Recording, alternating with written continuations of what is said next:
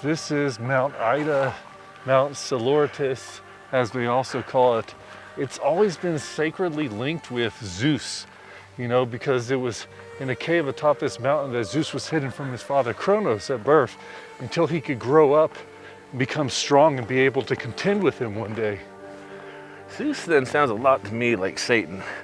Just kind of like, I'm gonna climb to the top of the mountain and get the guy in charge out of there, because Lucifer, he was up there in the third heaven and he didn't have a good enough spot. He wanted to ascend to the top of the mountain to be the new chief god and dethrone Yahweh. Obviously, that didn't go well for him. Satan was kicked out of what is referenced as the third heaven in Scripture and cast down to the second heaven, the spirit world, around earth as a punishment. He later becomes the prince of the power of the air, thanks to Adam's sin.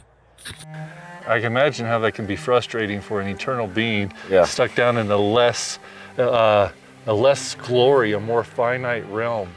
But you remember I was reading Isaiah 14, and that also describes Mount Eden in that chapter also, the Mount of Congregation, the mountain of God.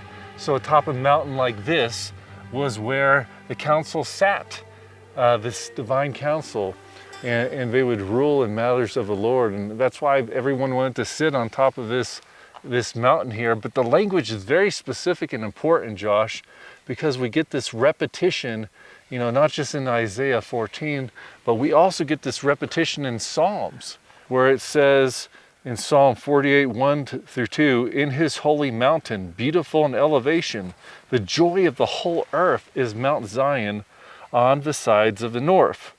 See, on the sides of the north, just like the other chapters in Isaiah 14, the sides of the north, this Mount of Congregation, it's the same language as Ezekiel 28. This is specific. God's trying to tell us this was where his throne was at. Hey, do you think we should hike up to the top and then fall down and see what it felt like to be Satan?